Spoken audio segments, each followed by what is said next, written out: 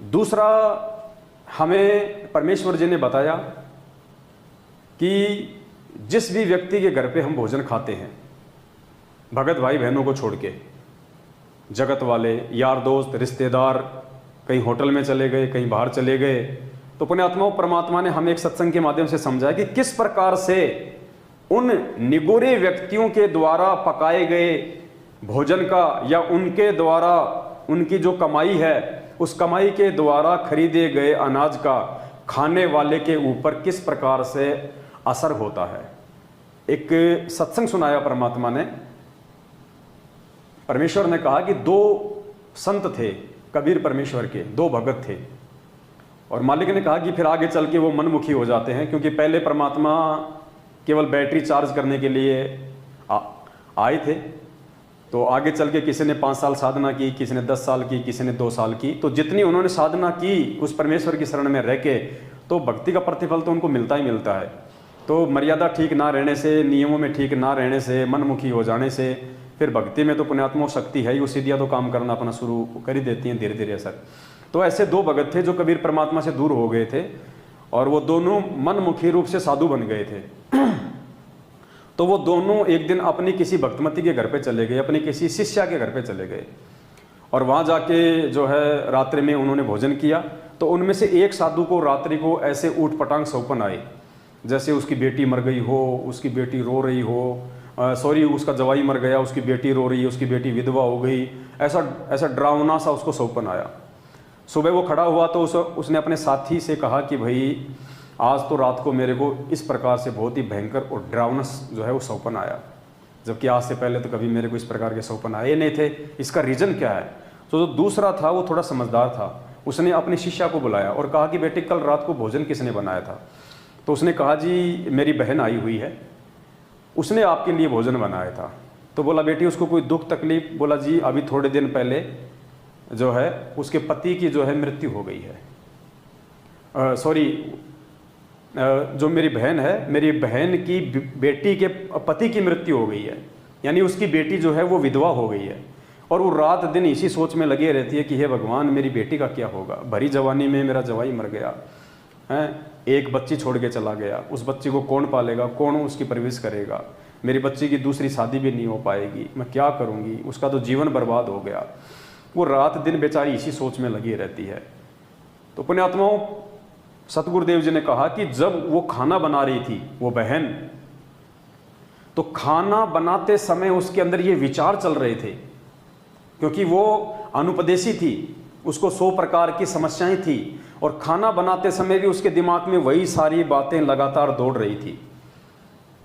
और वो विचार खाना बनाते समय पुण्यात्माओं उस अन्न के अंदर प्रवेश कर गए, उस सब्जी में प्रवेश कर गए, उस चपाती में प्रवेश कर गए। और जिस व्यक्ति ने उस चपाती को खाया, उसके जिसके संस्कार जिसके कमज़ोर होते हैं, हर किसी पे असर नहीं होता, जिसके पास इतनी भक्ति नहीं होती है, जिसके संस्कार कमज़ोर होते हैं ना, उसके ऊपर काल का दाव बहुत जल्दी लगता है। तो ऐसे के ऐसे विचार रात को फिर उस साधु को प्रभावित करने के लग गए सौपन के माध्यम से। तो परमात्मा ने बताया कि इस प्रकार से हमने कहीं भी यदि हम जाते हैं तो हमने बहुत ही सोच समझ के, पहली बात तो पुण्यात्माओं जो साधु भगत हो जाते हैं, अगर 1-2 दिन के लिए कहीं जा रहे हैं तो अपना हिसाब किताब अपने साथ में लेके जाते हैं। आजकल तो ऐसे ऐसे आइटम अपने घर पे बन जाते हैं जो 2-3 दिन तक वो ख़राब नहीं होते, आराम से खाइए। आप पानी की बोतल ले जाइए, वरना मार्केट में मिल जाती है, अपना पैसा दो, अपना खरीदार अपना पियो। और बाकी तो सबकी अपने अपने बुद्धि और विवेक के ऊपर है कौन क्या करता है। लेकिन परमेश्वर का जो सत्संग है वो क्या हमें संकेत कर रहा है कि यदि हम इस प्रकार से भी यदि हम करेंगे, किसी भी अनुपदेशी का अन्न खाएंगे, देखो एक मजबूरी की बात अलग है, यदि आप जी ऐसी जगह पे फंसी गए जहाँ कोई दूसरा चारा ही नहीं है, तो फिर परमात्मा ने हमारे को कहा कि ऐसी स्थिति में आप जी वहाँ का भोजन ले लें, और ऐसी स्थिति में भी केवल उसी घर का भोजन ले जिस घर में कोई मांस मिट्टी खाने वाला ना हो, जिस घर में मांस मिट्टी ना पकाई जाती हो, उसी घर का हमने भोजन खाना है मजबूरी में।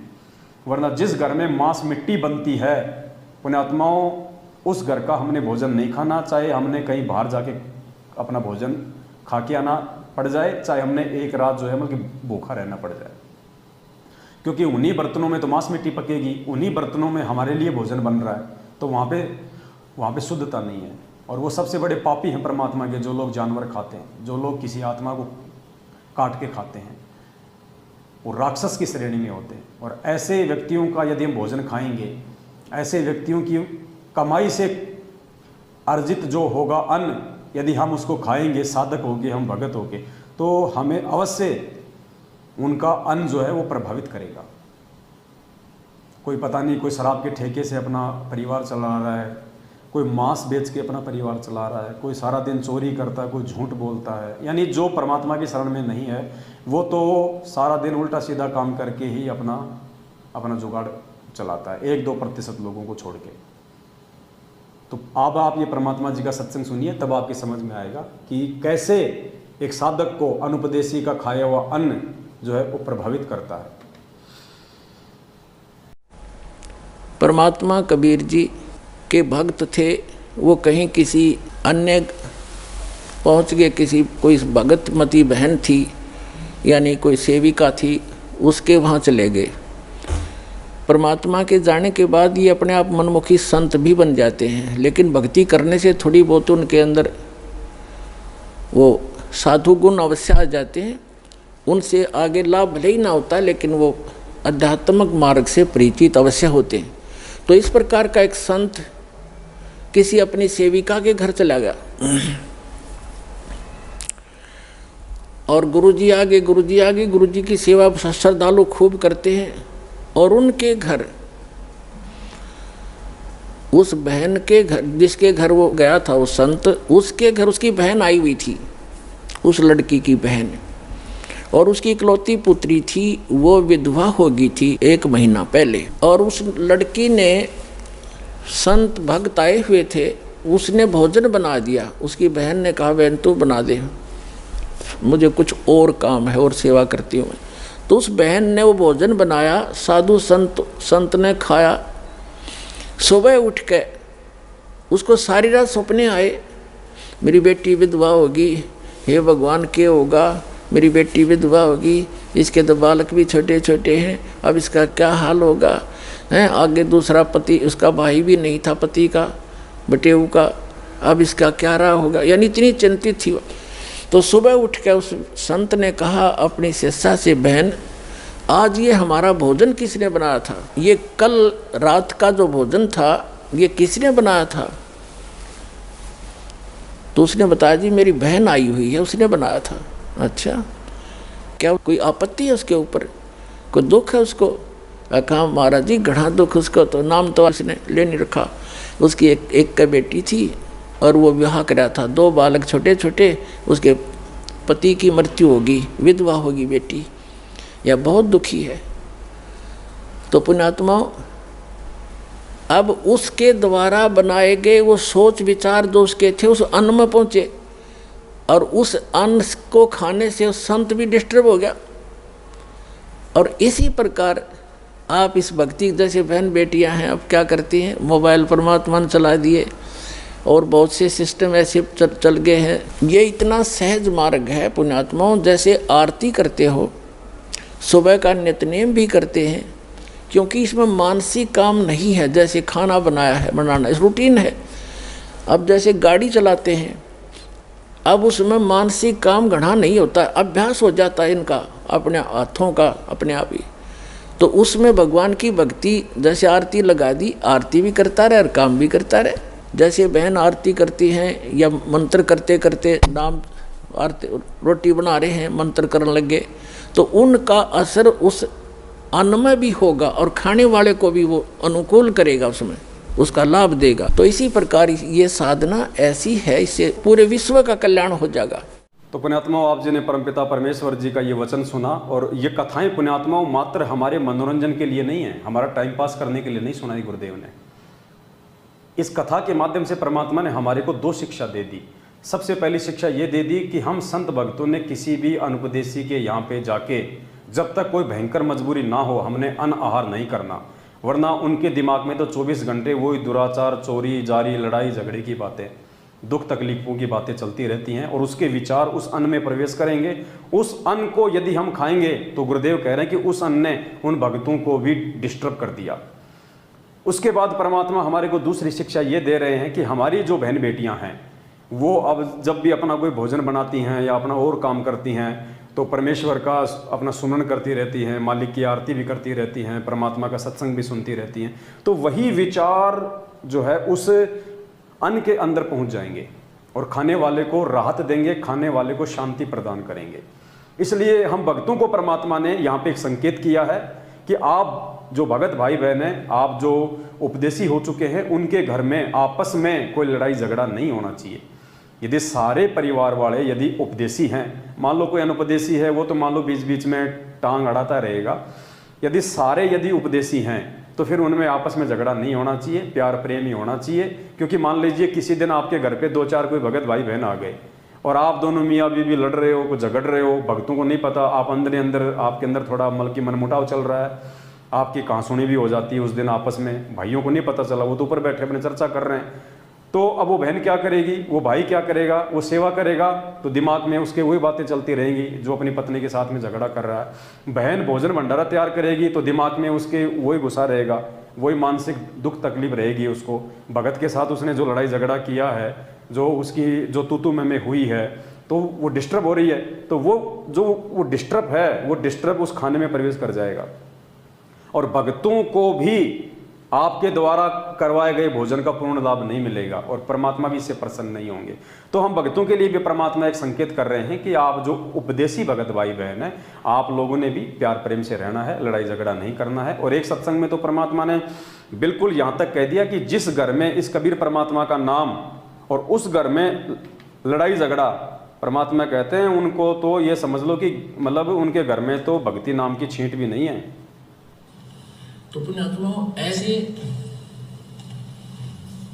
सत्संग में आने से इस प्रकार की समस्याओं का समाधान होता है, लेकिन असर उनका हुआ जो पुण्यात्मा होती हैं, ये पत्थर और बांस के जैसे प्राणियों का नहीं हुआ करती। जिस घर में नाम इस सतपुरुष का और उस घर में लड़ाई, फिर उनका असर ना हो रहा है, तो पत्थर कैसे है, माड़ी सी घर्षण लग दे जो चिंगारी पड़ रहे हैं।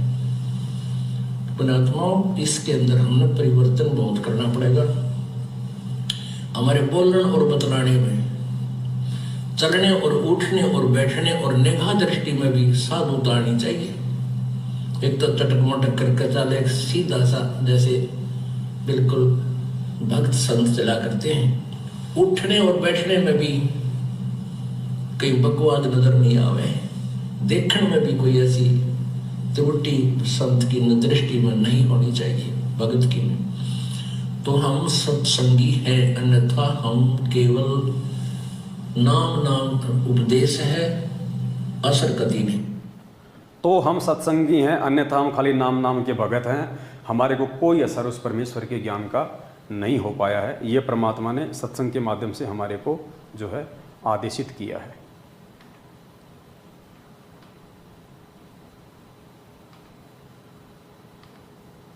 तो पुण्यात्माओं, इन सब बातों को लेके हमने बहुत ही ज़्यादा सावधान रहना है, हमने सजग रहना है।